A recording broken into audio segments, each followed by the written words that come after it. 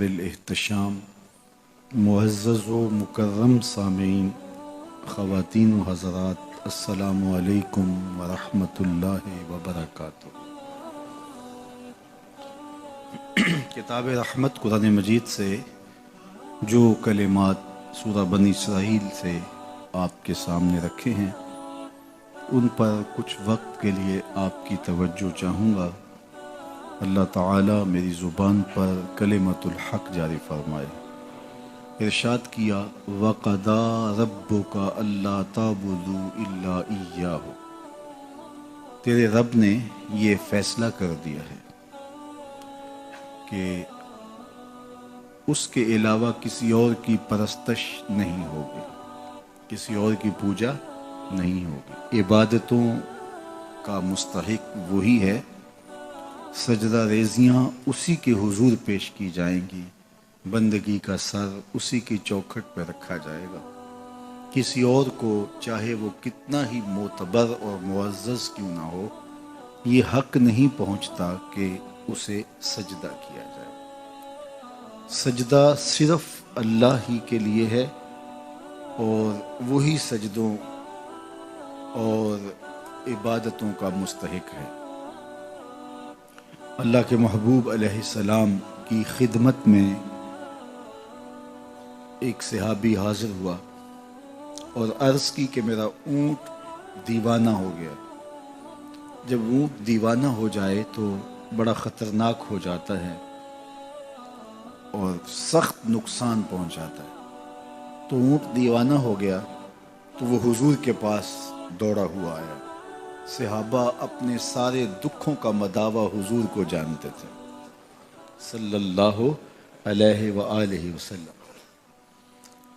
अमूमी तौर पे ऐसा नहीं होता। मेरे पास इस बस्ती से कभी कोई शख्स इसलिए नहीं आया कि मेरे बैल को ये मसला हो गया। उसे पता है कि ये दीनी मसाइल बताएगा, या किसी फैक्ट्री वाले ने अपनी मशीनरी की ख़राबी और फ़नी नुक्स को आके मेरे सामने बयान नहीं किया कि इसका हल बताइए। उसे पता है कि ये हल नहीं जानता। तो मुझे लोग मसाइल ही पूछते हैं, लेकिन सहाबा हुजूर को हर बात पूछते थे।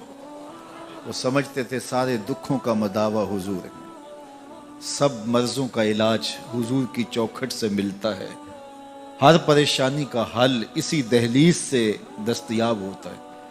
तो कहा मेरा ऊँट दीवाना हो गया। तो आका करीम ने ये नहीं कहा कि ये मेरा मसला तो नहीं है। फरमाया चलो मैं तुम्हारे साथ चलता हूँ।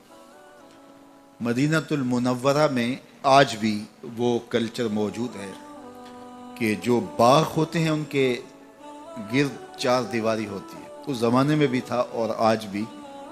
आप जाएं शहर हबीब में, अल्लाह आपको बार बार नसीब करे। जो गए हैं वो बार बार जाएं, जो नहीं गए वो जल्द जाएं और उड़ के मदीने चले जाएं। सच्ची बात है, जिसने मदीना नहीं देखा उसने कुछ भी नहीं देखा।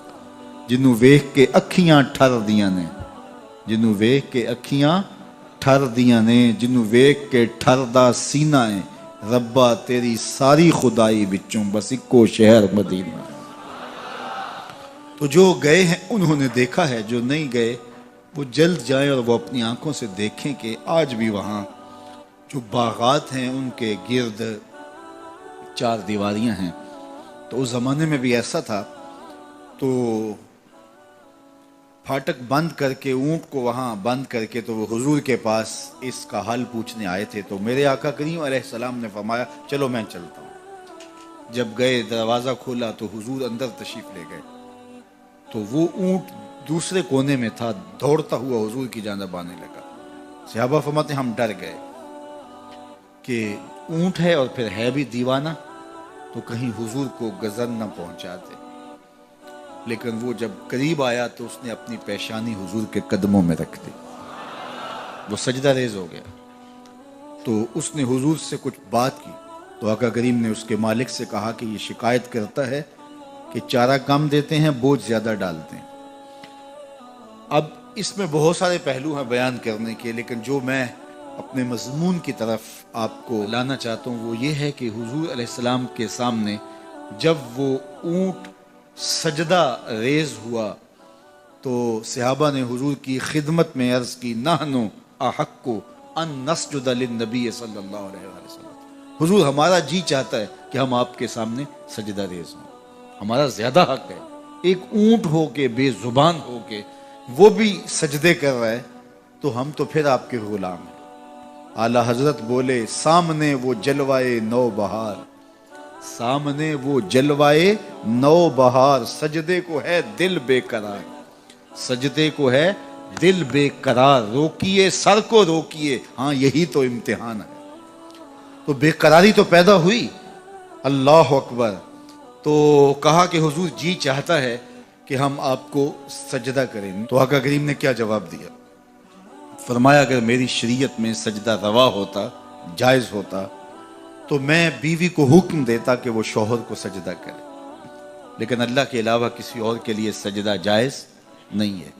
سجدہ تعبدی، عبادت کا سجدہ تو کبھی بھی کسی کے لیے جائز نہیں ہوا، پچھلی شریعتوں میں بھی کبھی جائز نہیں ہوا، تو حضور کی شریعت میں بھی جائز نہیں، وہ تو صرف اللہ کے لیے ہی کیا جاتا ہے۔ اور اگر اللہ کے علاوہ کسی اور کے لیے سجدہ تعبدی کیا جائے گا تو شرک ہوگا۔ یہاں سجدہ تعظیمی کی بات ہے، وہ پچھلی شریعتوں میں جائز رہا، ان کا تحیّت تھا، جس طرح حضرت آدم علیہ السلام کے لیے فرشتوں کا سجدہ ریز ہونا، یہ سجدہ عبادت نہیں تھا، یہ سجدہ تحیّت تھا، تعظیمی سجدہ۔ تعظیم کے مختلف روپ ہوتے ہیں نا، یہ برٹش قانون ہے کہ سیلوٹ کرتے ہیں، یہ تعظیم ہے، تکریم ہے۔ ہمارے سندھ کے علاقے میں چلے جائیں تو وہ ہاتھ جوڑ کے سائیں کہہ کے محبت کا، عزت کا اظہار کرتے ہیں۔ ہمارے یہاں چلے جائیں سرائکی بیلٹ میں تو وہاں وہ پاؤں پہ ہاتھ رکھتے ہیں۔ تو مختلف ذرائع ہیں تعظیم کے، کہیں سیلوٹ کیا جاتا ہے، کہیں ہاتھ جوڑ کر کے، کہیں ٹخنوں پہ ہاتھ رکھ کے، کہیں جو ہے وہ عزت کے لیے اور ذرائع ہیں۔ تو تحیّت کا سجدہ تھا کسی زمانے میں، حضرت سیدنا یوسف علیہ السلام کے لیے 11 بھائی اور ماں باپ نے سجدہ کیا، جو انہوں نے خواب دیکھا تھا اس کی تکمیل ہوئی، اور پھر کہا یا ابات ھذا تعویل رؤیا من قبل، میرے باپ یہ ہے میرے خواب کی تعبیر جو میں نے بہت پہلے دیکھا تھا۔ تو وہ تعظیمی سجدہ تھا، وہ تکریم تھی، وہ سیلوٹ تھا، اور مختلف زبانوں کے اندر ایسا ہوتا تھا۔ لیکن حضور کی شریعت میں تکریم کا یہ انداز ختم کر دیا گیا، اور کہا اگر تکریم، عزت، تحیّت سجدے کی صورت کے اندر جائز ہوتا میری شریعت میں تو میں بیوی کو حکم دیتا کہ وہ شوہر کو سجدہ ریزی کرے۔ تو یہ کسی کے لیے بھی جائز نہیں، حتیٰ کہ اللہ کے رسول کے لیے بھی جائز نہیں ہے۔ تحیّت کا سجدہ ماضی میں جائز تھا، لیکن اس شریعت میں سجدہ بھی جائز نہیں ہے، تحیّت کا سجدہ بھی جائز نہیں ہے، تعبد کا سجدہ تو کبھی بھی جائز نہیں رہا۔ تو اللہ کے علاوہ کسی اور کے آگے سجدہ ریزی جائز نہیں ہے، یہ بات اچھی طرح سے ذہن نشین کر لیجئے گا کہ اللہ کے علاوہ کسی اور کے لیے اگر کوئی سجدہ تعبدی کرتا ہے عبادت کی نیت سے، کافر ہوگا، مشرک ہوگا، دائرہ اسلام سے خارج ہوگا۔ لیکن اگر کوئی تعظیماً کسی کے آگے سجدہ کرتا ہے تو ہمارے علماء نے لکھا ہے من وجہ شرک ہے، چونکہ حرام ہے، کفر نہیں ہے تو وہ کافر نہیں ہوگا، لیکن من وجہ شرک اس لیے ہے کہ کوئی تیسرا دیکھنے والا شخص یہ کہہ سکتا ہے کہ یہ سجدہ کر رہا ہے، وہ سجدہ تعبدی کر رہا ہے، تو من وجہ شرک ہے، من کل الوجوہ شرک نہیں ہے۔ لیکن جو عبادت کی نیت سے سجدہ کیا جائے وہ من کل الوجوہ شرک ہے، اور تعظیم کے لیے سجدہ حرام ہے، حرام ہے، حرام ہے، سخت حرام ہے، لیکن وہ من وجہ شرک ہے، من کل الوجوہ شرک نہیں ہے۔ چونکہ اگر من کل الوجوہ اس کو شرک قرار دے دے تو پھر حضرت یعقوب سے شرک کا کیسے ان کی طرف نسبت کی جا سکتی ہے، فرشتے کیسے شرک کر سکتے ہیں، یہ بات اچھی طرح سے ذہن نشین ہونی چاہیے۔ وَقَضَىٰ رَبُّكَ أَلَّا تَعْبُدُوا إِلَّا إِيَّاهُ، تمہارے رب نے یہ طے کر دیا ہے، یہ فیصلہ ہے کہ اس کے علاوہ کسی کے لیے سجدہ ریزیاں نہیں ہوں گی، عبادت کا استحقاق اسی کو ہے، وہی مسجود ہے، وہی معبود ہے، اور وہی بندوں کا مقصود ہے۔ ایک تو یہ بات طے ہے۔ دوسری بات اس آیت کریمہ میں جو بیان فرمائی گئی وہ یہ وَبِالْوَالِدَيْنِ إِحْسَانًا، والدین کے ساتھ حسن سلوک کرنا ہوگا۔ امام فخر الدین رازی علیہ رحمہ نے اسی آیت کریمہ پر گفتگو کی اور دوسری آیت کریمہ انشکر لی ولوالدیک اس پر کہ یہ کیا ارشاد فرمایا کہ اللہ کے علاوہ کسی اور کے لیے عبادت نہیں ہے، اللہ کے علاوہ اور کسی اور کو پوجو گے نہیں، اور متصل والدین کے ساتھ اس نے سلوک کی تلقین کی گئی۔ تو فرماتے ہیں متصل ماں باپ کے ساتھ اس نے سلوک کی تلقین اللہ کی عبادت کا ذکر کرنے کے بعد کیوں ہے؟ تو فرمایا کہ انسان کے وجود کا سبب حقیقی ذات باری تعالی ہے، اور انسان کے وجود کا سبب مجازی والدین ہے۔ اس لیے سبب حقیقی کے حقوق کو بیان کرنے کے بعد متصل سبب مجازی کے حقوق کو بیان کیا اور کہا والدین کے ساتھ حسن سلوک کرو گے، بالخصوص جب والدین بوڑھے ہو جائیں تو ان کے ساتھ حسن سلوک کی تلقین بہت زیادہ کی گئی، چونکہ والدین جب بوڑھے ہو جاتے ہیں اور اولاد معاملات کو سنبھالنے لگتی ہے تو ان کے اختیارات جب سمٹنے لگتے ہیں تو سعادت مند اولاد سب کچھ سنبھالنے کے باوجود بھی اور سارے معاملات اپنے ہاتھ میں لینے کے باوجود بھی والدین کو اس طرح حاکم بنائے رکھتے ہیں کہ کوئی بات ان کے پوچھے بغیر کرتے نہیں ہیں۔ لیکن جو اولادیں والدین کی حساسیت کو نہیں جانتی یا وہ ان کے حقوق کو نہیں پہچانتی تو وہ والدین کو اگنور کرنا شروع کر دیتی، اور والدین یوں سمجھتے ہیں کہ اب تو ہم عضو معطل ہو گئے، کسی کام کے نہیں رہے، ہماری اولاد ہم سے پوچھتی بھی نہیں، حالانکہ پوچھ لینے سے کوئی حرج نہیں تھا۔ ماں باپ ہی ایک ایسا وجود ہیں جو یہ چاہتے ہیں کہ میری اولاد میرے سے آگے نکلے اور اپنی اولاد کو اپنے سے آگے دیکھنا چاہتے ہیں۔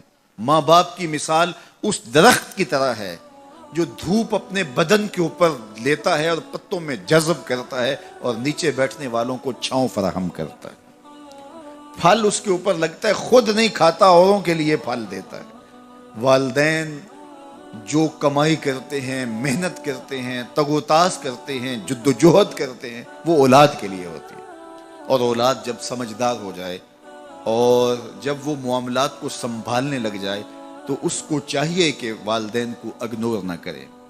اللہ کے محبوب کی خدمت میں ایک شخص حاضر ہوا اور اس نے کہا کہ حضور میرا بیٹا مجھے اپنی چیزوں کو ہاتھ نہیں لگانے دیتا۔ تو آقا کریم نے اسے بلایا، کہا کہ تمہارا باپ کیا کہہ رہا ہے؟ اس نے عرض کی حضور یہ چیزیں خراب کر دیتا ہے، بڑھاپا ہو گیا ہے تو چیزیں خراب کر دیتا ہے۔ تو حضور کی چشمان اقدس میں آنسو آ گئے، فرمایا ایک وقت تھا کہ اس کی چیزیں تو خراب کرتا تھا اور اس نے کبھی نہیں روکا تھا۔ تو حضور نے ایک تاریخ ساز جملہ ارشاد فرمایا، انتا و مالو کا لے ابی کا، تو بھی اور تیرا مال بھی تیرے باپ کا ہے، وہ جو چاہے کرے تو اس کو روک نہیں سکتا۔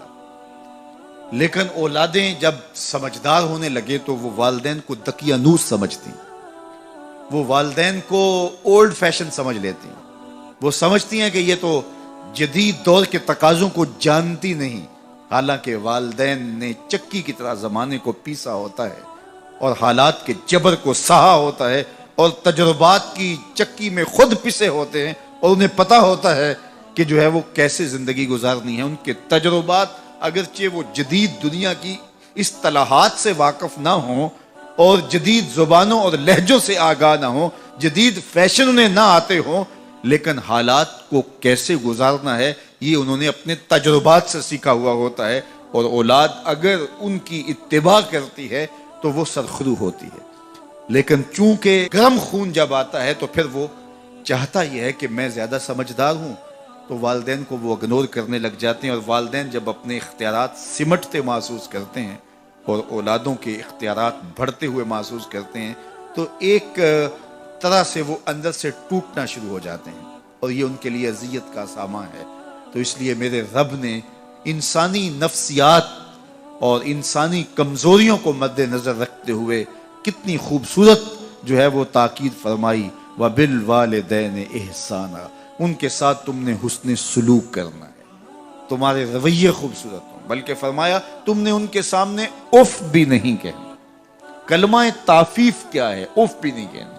تو کہتے ہیں کہ آپ کے ہاتھ پر، بدن پر، لباس پر، کسی جگہ پر کوئی گرد، کوئی ریزہ پڑا ہوا ہو تو آپ اس کو پھونک سے ایسے اڑاتے ہیں، پھونک مارتے ہیں، تو اس سے جو آواز پیدا ہوتی ہے اس کو اف کہتے ہیں۔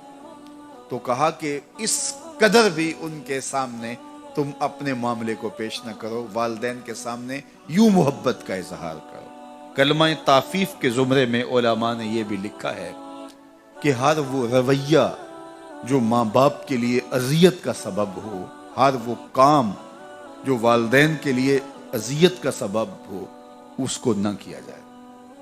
حضرت امام حسن رضی اللہ تعالی عنہ حضرت سیدہ فاطمہ الزہرا رضی اللہ تعالی عنہ کے ساتھ کھانا نہیں کھاتے تھے۔ ایک دن انہوں نے کہا، بیٹا میری آرزو ہے کہ تم میرے ساتھ کھانا کھاؤ، لیکن میں دیکھتی ہوں کہ تم میرے ساتھ کھانا نہیں لیتے ہو۔ تو عرض کی، امی جان میں اس ڈر سے آپ کے ساتھ کھانا نہیں لیتا کہ کسی لقمے کی طرف آپ کی نظر بڑھ گئی ہو اور آپ کا ہاتھ ابھی نہیں بڑھا اور میں پہلے اس لقمے کو اٹھا لوں جس کی طرف آپ کی نگاہ سبقت لے گئی ہے، اور آپ ماں ہونے کی وجہ سے مجھے نہ روکیں۔ وہ ایک فلسفی کہتا ہے، مجھے ماں کی محبت کا صحیح اندازہ اس دن ہوا جب سیب 4 تھے اور ہم 5 تھے۔ ماں نے کہا، میں تو سیب پسند ہی نہیں کرتی، یہ ماؤں کے روپ ہوتے ہیں، یہ ماؤں کے پیار کا رنگ ہوتا ہے۔ تو کہا، کوئی لقمہ اچھا ہو اور آپ کی نظر بڑھ گئی ہو لیکن میرا ہاتھ پہلے بڑھ جائے، اور آپ اس وجہ سے کہ آپ ماں ہیں تو آپ جو ہے وہ اس کی طرف ہاتھ نہ بڑھائیں، تو میں اس ڈر سے آپ کے ساتھ بیٹھ کے کھانا ہی نہیں کھاتا۔ یہ کلمہ تعفیف ہے کہ ان کا اس طرح سے لحاظ رکھا جائے۔ علماء نے کلمہ تعفیف کے اندر یہ بات بھی لکھی ہے کہ جب والدین بوڑھے ہو جائیں اور ارذل عمر کو پہنچ جائیں، جب عمر بڑھتی چلی جاتی ہے اور بچپنا لوٹنا شروع ہو جاتا ہے، وَمَن نُعَمِّرْهُ نُنَكِّسُهُ فِي الْخَلْقِ، سورہ یاسین میں ارشاد فرمایا، جب ہم کو لمبی عمر دیتے ہیں کسی کو تو اس کو بچپن کی طرف پھر پلٹا دیتے ہیں۔ دانت گر گئے، سخت اور ٹھوس غذا بچوں کی طرح اب پھر وہ نہیں لے سکتا، زبان میں لکنت پیدا ہو گئی، یاداشت کھونے لگی اور ہاتھوں پہ راشہ طاری ہو گیا، اب کوئی لقمہ اٹھا کے منہ میں ڈالے گا، وہ ساری بچپنے کی چیزیں لوٹنے لگی۔ اسی طرح سکل سماعت کا مسئلہ بھی آ گیا، اور پھر اس کے بعد جو ہے وہ چلنے پھرنے سے بھی قاصر ہے، بول و براز چارپائی پہ ہے جس طرح بچپن میں ہوتا ہے۔ وَمَن نُعَمِّرْهُ نُنَكِّسُهُ فِي الْخَلْقِ، ہم دوبارہ پلٹا لیتے ہیں اسی بچپنے کی طرف، دوبارہ اسی عمر میں آ جاتا ہے، اسی کیفیت میں آ جاتا ہے۔ اللہ اکبر، یہ غور کرنے کی باتیں ہیں، یہ اللہ کی نشانیاں ہیں۔ اب جب دوبارہ وہ چارپائی پہ آ گیا تو جس طرح بچہ چارپائی پہ ہوتا ہے اور تھوڑا سا چلے بھی تو چارپائی کو پکڑ کے تھام کے چلتا ہے، ٹھوس غذائیں نہیں کھا پاتا، اعضاء اس کے کمزور ہوتے ہیں، مدمحل ہوتے ہیں، وہی حالت دوبارہ بوڑھے بزرگ کی ہو گئی، بوڑھی ماں کی ہو گئی، بوڑھے باپ کی ہو گئی۔ اب ان کو بھی نرم لقمے شوربے میں بھگو کے منہ میں ڈالنے پڑتے ہیں، منہ میں دانت نہیں ہے کہ چبا سکیں۔ اللہ اکبر، بار بار ایک چیز کا مطالبہ کرتے ہیں، طبیعت میں چڑچڑا پن پیدا ہو جاتا ہے، بچپنے والی ضد پلٹ آتی، اور بول و براز بھی چارپائی پہ۔ اب بوڑھے ماں باپ کے خدمت گزار بچے ان کو اٹھاتے ہیں اور ان کو دھوتے ہیں اور پھر وہاں چارپائی پہ ڈالتے ہیں، لیکن اس تعفن سے، اس بدبو سے جو بول و براز کی وجہ سے پیدا ہوئی، اپنی ناک پہ کپڑا رکھ لیتے ہیں۔ تو بوڑھے ماں باپ حساسیت کی وجہ سے یہ سوچتے ہیں کہ میری اولاد اب مجھ سے نفرت کر رہی ہے، تو اف کے زمرے میں علماء نے لکھا ہے کہ بدبو سہ لو، ناک پہ کپڑا نہ رکھو، چونکہ ان کو اس کی بھی تکلیف نہ ہو۔ جب چھوٹے بچے کو ماں دھوتی ہے تو اس وقت کپڑا ناک پہ نہیں رکھتی، بدبو آ رہی ہوتی ہے، لیکن یہ ماں کا پیار ہوتا ہے۔ بوڑھا ہو جائے تو ان کے ذہن میں یہ خیال آ سکتا ہے، تو تعفیف کے زمرے میں لکھا گیا کہ ناک پہ کپڑا بھی نہ رکھے، بدبو سہ لے، تکلیف گوارا کر لے، لیکن ان کو اس کا احساس بھی نہ ہو۔ اللہ اکبر، جب بچہ ہوتا ہے تو توتلی باتیں کرتا ہے، تو وہ باتیں ماں باپ کے لیے خوشی کا سبب ہوتی ہیں، سارے بہن بھائی خوش ہوتے ہیں، اس کی توتلی باتوں سے ایک تسکین ہوتی ہے ان کو۔ لیکن بوڑھا جب توتلی باتیں کرنے لگے، لہجہ ٹوٹا ہو جائے، تو بعض کا بچے ہنستے ہیں۔ تو جس طرح توتلی باتوں کا لاڈ ماں باپ دیکھتے ہیں، बूढ़े के तोतले लहजे के भी लाड देखे जाए। ये कलमा ताफीफ के जुमरे में आता है। तो कहा उनके सामने उफ भी ना कहो और उनकी ताजीम करो, अपने बाजू सुकेड़ दो। जो कहा गया ना कि अपने बाजू उनके सामने सुकेड़ दो, ये परिंदा जब उड़ता है फजा में, उड़ान भरता है तो वो बाजू फैलाता है और फिर उनको जुम्बश करके आगे बढ़ता है। लेकिन जब उसने दोबारा जमीन पे आना है तो बाजुओं को सुकेड़ना शुरू कर देता है। तो जब बाजू सुकेड़ता है तो वो जमीन पे आ जाता है। तो कहा वालदैन के पास जब आओ तो बाजू सुकेड़ लो। मतलब क्या? तुम मुफ्ती शहर हो, तुम अलामत उद्दार हो, तुम डीसी हो, तुम एसएसपी हो, तुम मिनिस्टर हो, तुम बहुत कामयाब बड़े बिजनेसमैन हो, तुम डॉक्टर हो, तुम इंजीनियर हो। जमाना तुम्हारी बातें सुनने के लिए तरसता है। दुनिया की दानिशगाहों में तुम्हारी गुफ्तगू मोतियों की तरह लोग झोलियों में डालते हैं। तुम्हें प्रोटोकॉल दिया जाता है, इज्जत होती है, तकरीम होती है, तुम्हारे नाम के नारे लगते हैं, फूल फेंके जाते हैं, तुम्हारे लिए रेड कालीन बिछाए जाते हैं। दुनिया तुम्हें तकरीम देती है, लेकिन उड़ो, इज्जत पाओ। लेकिन जब माँ की गोद में आओ फिर पर समेट लो। अब डॉक्टर बन के ना आना, अब बिजनेसमैन बन के ना आना, अब मुफ्ती शहर बन के ना आना, अब अलामतुद्दहर और फहामतुज़्ज़मा बन के ना आना, अब बेटा बन के माँ के कदमों में आके बैठ। तो यहां आओ तो बाजू सकेड़ के आओ और बाहर जाओ तो बाजू फैला लो। तो कहा इनके सामने अपनी बड़ाई जाहिर न करना, बल्कि इनके सामने तिफले मकतब बन जाना, तिफले शीरखार बन जाना, छोटे से बच्चे बन जाना, इनके लाड देखना, इनकी छोटी छोटी बातों पर जो है वो बातें करना। अल्लाह अकबर। ये ना सोचना मैं इतना बड़ा डॉक्टर हूं और मैं इस उन्वान से कितने बड़े जो है वो जखीम और इल्मी और नुक्ता रस दुरूस देता हूं और इनके टूटे टूटे लहजों पे बात करता हूं। यही तो हुस्न है, यही तो तुम्हारा जमाल है। इससे तुम्हारे वालिदैन को खुशी होती है। उनकी इज्जत करो, उनकी तकरीम बजा लाओ और उनकी ज़रूरियात का ख्याल रखो। वक़दा रब्बुका अल्ला ताबुदू इल्ला इय्याहु व बिल वालिदैन इहसाना। उनके साथ उसने सलूक करो। अल्लाह अकबर। हजरत इमाम गजाली ने लिखा है और लोगों ने भी लिखा कि जो शख्स अपने वालिदैन के लिए रोजाना मग़फ़रत की दुआ करे, वालिदैन जिंदा हों तब भी, फौत हो गए हों तब भी, इसमें कभी भी नागा ना करे, रोजाना अपने वालिदैन के लिए मग़फ़रत की दुआ करे। अल्लाह अकबर। सारी जिंदगी उसके रिस्क में बेबरकती नहीं आ सकती। सारी जिंदगी तजुर्बा करके देख, रोजाना उनके लिए मग़फ़रत की एहतिमाम के साथ दुआ कीजिए, सारी जिंदगी उनके रिस्क में बेबरकती नहीं आएगी। अल्लाह बरकतों का नुज़ूल फरमाएगा। उलमा ने लिखा कि एक अमल ऐसा है जिसका सिला आखिरत में तो है ही है, दुनिया में भी जरूर मिलता है, और एक गुनाह ऐसा है जिसकी सजा आखिरत में तो है ही है, दुनिया में भी जरूर काटना पड़ती है। वो नेक अमल माँ बाप की खिदमत है। निशान लगा ले उस शख्स पे जो माँ बाप का खिदमत गुजार है, सारी जिंदगी उसकी पगड़ी का कल्स नीचे होते नहीं देखेंगे।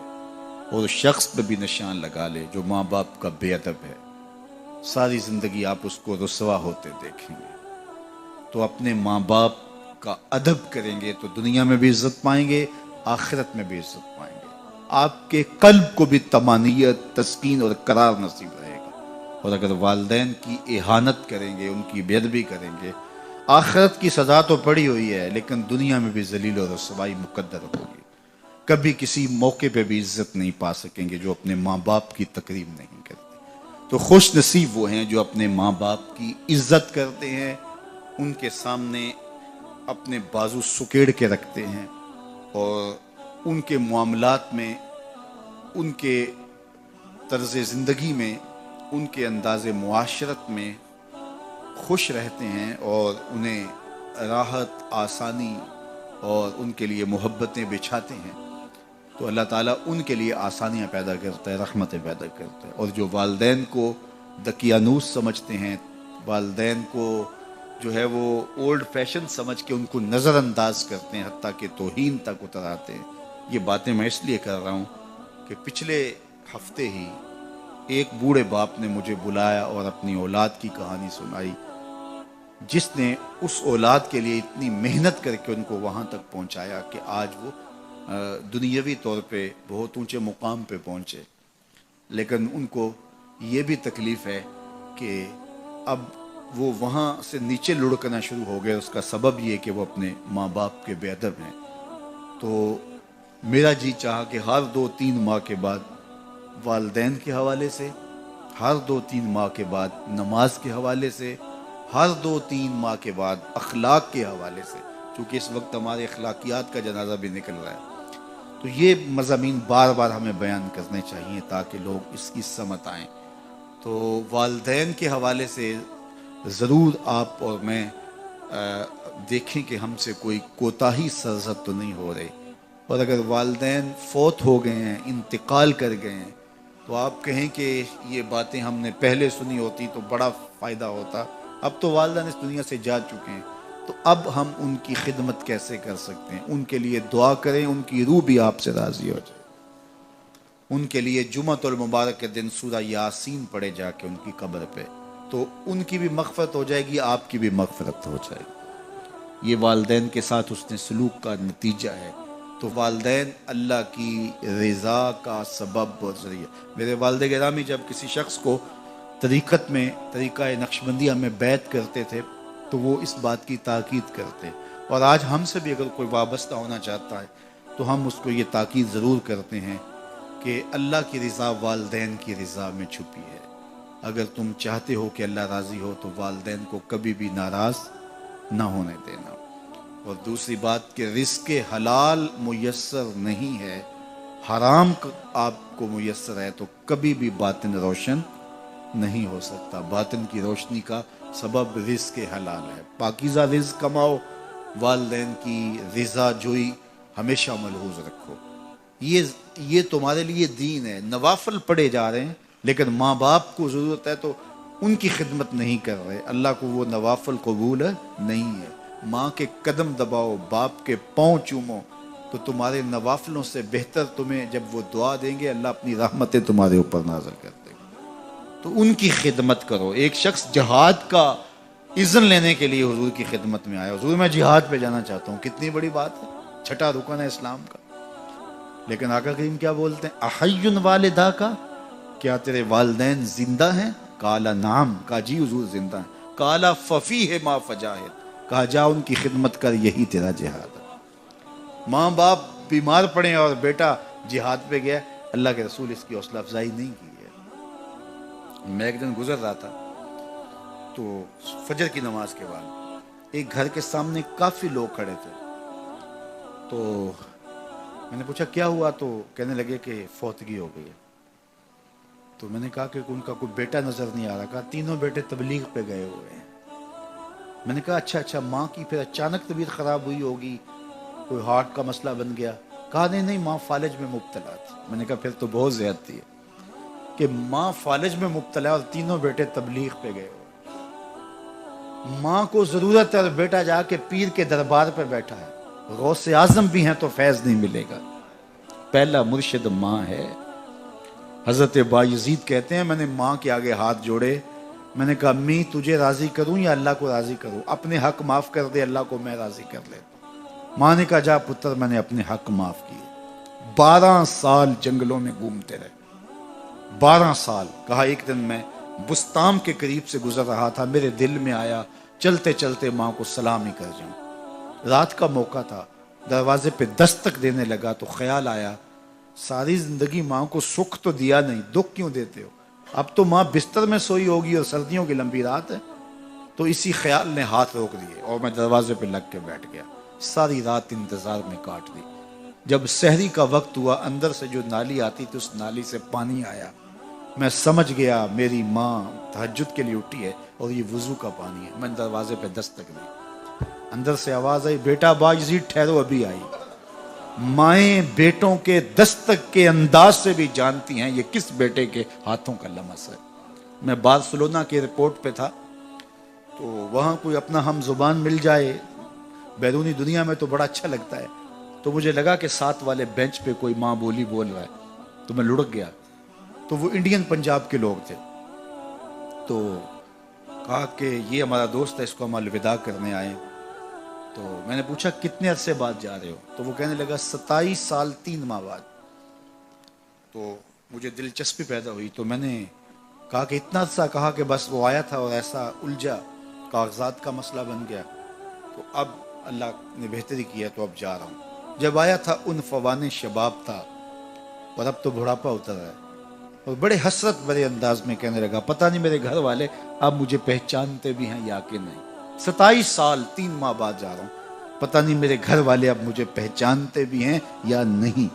میں نے کہا اور کوئی پہچانے یا نہ پہچانے، ماں قدموں کی آہٹ سے پہچان لے گی، یہ میرے پتر کے پیروں کی آواز لگتی ہے۔ بایزید بستامی کہتے ہیں 12 سال کے بعد دستک دی میں نے، ماں نے میری دستک کے انداز سے پہچان لیا یہ بایزید کے ہاتھوں کا لمس ہے۔ اندر سے آواز آئی بیٹا بایزید ٹھہرو ابھی آئی۔ کہا تھوڑی دیر کے بعد ماں دروازہ جب کھولا تو میری بکھری ہوئی حالت، پراگندہ صورت، پھٹے ہوئے کپڑے اور الجھی ہوئی صورت، تو ماں کی آنکھوں میں آنسو مڈ آئے اور ایسے ہاتھ بلند کر کے کہا اے اللہ میرا بیٹا بایزید تیری طلب میں نکلا تھا، تو نے ابھی تک اسے اپنا قرب نہیں دیا۔ حضرت بایزید کہتے ہیں 12 سال جنگلوں کی خاک چھانتے ہوئے جو نہیں ملا تھا ماں کے اٹھے ہوئے ہاتھوں سے مل گیا۔ میں کہا مالک میں تجھے کہاں ڈھونڈتا رہا، تو کہاں موجود ہے؟ جدھر ماں کی نگاہ ہوتی ہے وہی جگہ اللہ کی جلوہ گاہ ہو۔ تو والدین کی خدمت کریں گے تو سرخرو ہوں گے، ماں باپ کی بے ادبی کریں گے تو کبھی بھی آپ سرخرو نہیں ہوں گے۔ میں اپنے سالانہ اجتماع کے موقع پر بھی، عرس کے موقع پر بھی، دیگر تقریبات کے موقع پر بھی اپنے ساتھیوں کو کہتا ہوں، ہدایات میں لکھتا ہوں کہ ماں باپ اگر اجازت نہیں دیتے تو آپ نہیں آئیں، آپ کو یہاں ہونے والی برکتیں انشاءاللہ نصیب ہوں گی، اور والدین کی اجازت کے بغیر آئیں گے تو آ کر کے بھی برکتیں نہیں پا سکیں گے۔ تو والدین کی رضا کو اللہ کی رضا سمجھو، رضا اللہ فی رضا الوالد و سخط اللہ فی سخط الوالد۔ والدین کی رضا میں اللہ کی رضا چھپی ہے اور والدین کی ناراضگی میں اللہ کی ناراضگی چھپی ہے۔ جو خوش نصیب اپنے والدین کو راضی رکھے ہوئے ہیں انہیں مبارک دیتا ہوں، اور اگر بدقسمتی سے میرے سننے والوں، دوستوں میں، پیر بھائیوں میں، ملنے والوں میں کسی کے ماں باپ ناراض ہیں تو وہ دیر نہ کرے، بہت جلد ان کو راضی کر لے۔ ان کی رضا تمہیں دنیا آخرت کی سرخرویاں اور کامیابیاں نصیب کرے گی۔ اللہ مجھے آپ کو اپنی پناہ میں رکھے۔